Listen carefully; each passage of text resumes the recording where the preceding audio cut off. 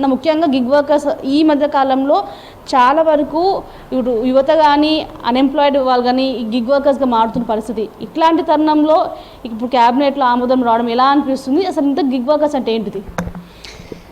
Gig మరియు platform workers అనేది definition బయట కంట్రీస్లలో గిగ్ వర్కర్ అంటే ఒక పార్ట్ టైం వర్కర్, ఒక 2 గంటలు 3 గంటలు ఎవరైతే పని చేస్తుంటారో వాళ్ళ గిగ్ వర్కర్స్ అనడం జరుగుతుంది. ప్లాట్ఫామ్ అనేది ఏవైతే కంపెనీలు ప్రొవైడ్ చేస్తుంటాయో మల్టిపుల్ ప్లాట్ఫామ్స్ ఏవైతే ఉంటాయో ఆ ప్లాట్ఫామ్ పైన పోయి పని మనం చేస్తాం కాబట్టి ప్లాట్ఫామ్ వర్కర్స్. తెలంగాణలో బిల్లు కూడా మీరు చూసుకుంటే ప్లాట్ఫామ్ బేస్డ్ గిగ్ వర్కర్స్ అనే చట్టం తీసుకురావడం జరిగింది.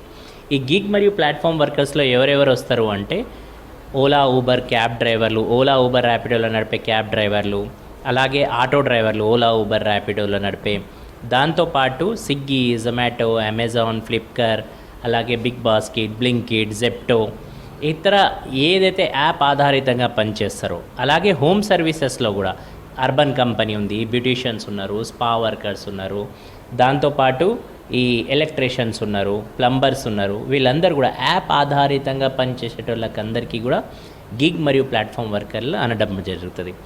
దీనిలో తెలంగాణలో 4,20,000 వరకు గిగ్ మరియు ప్లాట్ఫామ్ వర్కర్లు ఉన్నారనేది ఒక అంచనా.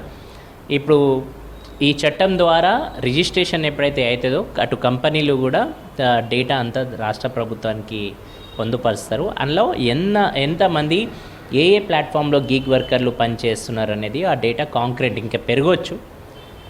ఒక అంచనా మాత్రమే 4,20,000. అది ఎప్పుడైతే రిజిస్ట్రేషన్ ప్రాసెస్ ప్రక్రియ స్టార్ట్ అవుతుందో ఒక్కసారి అసెంబ్లీలో బిల్ వెళ్ళి పాస్ అయిపోయి రూల్స్ ఒకసారి ఫ్రేమ్ అయిపోతాయో దాని తర్వాత ఈ ప్రక్రియ అనేది మొదలవుతుంది. సో ఇంతకీ అసలు ఈ చట్టం ఏంటి, దాంట్లో ఎలాంటి టర్మ్స్ అండ్ కండిషన్స్ ఉంటాయి?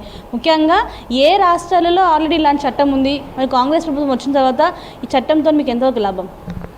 ఫస్ట్ ఆఫ్ ఆల్ ఇది చట్టం అనేది గత 10 ఏళ్ళ నుంచి డిమాండ్. ఇది భారతదేశ వ్యాప్తంగా డిమాండ్. ఇది మనది తెలంగాణ అనేది 5వ రాష్ట్రం.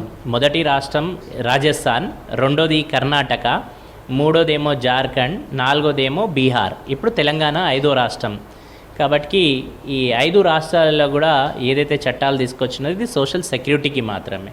ఇప్పుడు ఇది తెలంగాణలో తీసుకొచ్చింది కూడా సోషల్ సెక్యూరిటీలో మార్పు ఏంటిదంటే ఒక డ్రైవర్ కావచ్చు, డెలివరీ బాయ్ కావచ్చు, లేకపోతే అర్బన్ కంపెనీ వర్కర్స్ కావచ్చు, వాళ్ళ సమస్యలు చెప్పుకోవడానికి కోసం ఒక చట్ట పరిధిలోకి తీసుకురావడానికి కోసం అవకాశం లేకుండే.